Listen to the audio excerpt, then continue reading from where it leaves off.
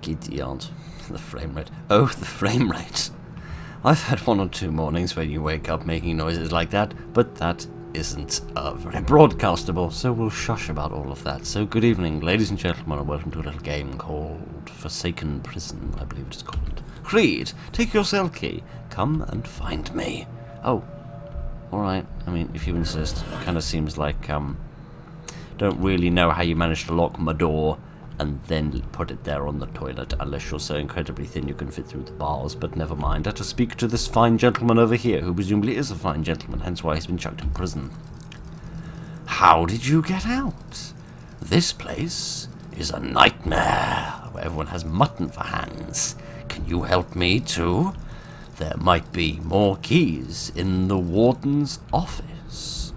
Oh, alright. The key to explaining why your hands seem to be made out of very large pieces of wood rather than human flesh?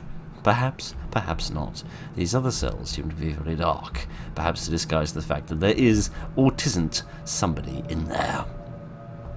But yes, I don't know very much about this game. Its description was not particularly long. It does, however, have a rather long bathroom that doesn't have anything exciting or horrific in it, which I must say is quite nice.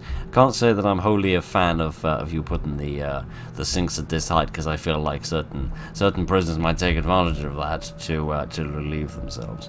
But we shan't do that. Well, this is a very secure office. What is this?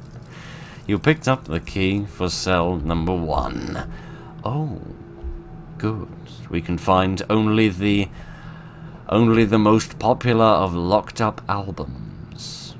Alright, is that the friend I was speaking to before? Indeed it is! Who has now been thoroughly murdered. Oh, marvellous. Did I told you to save some... Did anybody teach you grammar? The answer to that question is no. The code is 666. Look at what you made me do! Actually, I don't think you did do that at the time of writing it, because you don't seem to have any hands at the moment, and I find it a little unlikely that you wrote something in your own blood after you chopped your own mittens off, unless you can direct the spewing blood very, very particularly. Alright. Presumably that 666 that you... I'm terribly sorry, sir. Were you having some sort of crawling catwalk contest? I sincerely apologise for barging in on you. Right, presumably that is for a keypad. Yes, indeed. You entered the code.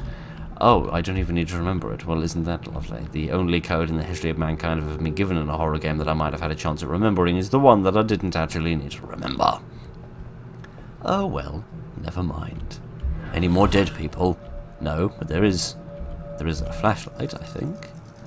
You got now a flashlight. Yes, I think I also got some brain damage, judging by my speaking patterns. Press F to toggle light. Okay, so that seems to be not an item that I can pick up, but an instruction that I should go to cell number 14. Alright, I can attempt to do that using my face and brain.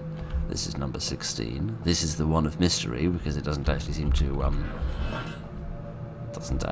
have a number on it. Just seems to have a slightly scary looking face there. And another slightly reversed scary looking face on the other side. Hello, sir. Can I help you with something?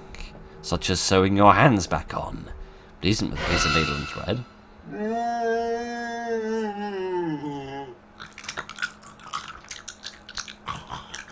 Now, this is a man who's overeaten on calamari.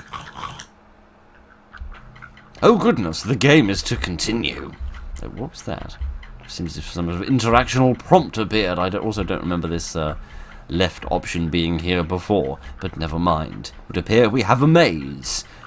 And some amazingly unclimactic music. Unclimactic, anticlimactic music is what I'm trying to say. Oh goodness, they've got different shirts on, because they might be villains, but they're not unfashionable.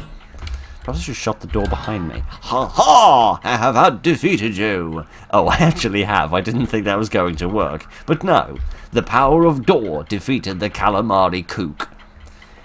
Ah. We can return to the wonderful world of 2 dimensions. Finally free. Indeed!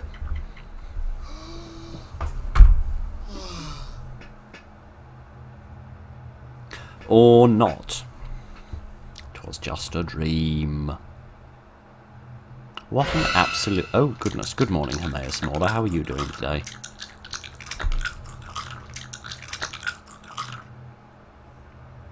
You will never leave this forsaken place. Ah, well, at least that means I don't have to go to work in the morning, so hey-ho, every cloud has a silver lining. Indeed, right. That was a silly little game, but I rather liked it. I presume that it was not made by somebody who has English as their first language in order to explain the little eccentricities of the dialogue, shall we say. However, it was still rather fun and rather silly and rather enjoyable. So, yes, that was Forsaken Prison. I rather enjoyed that, and I hope you did as well. So thank you very much for joining me this evening, ladies and gentlemen. Look after each other, and good night.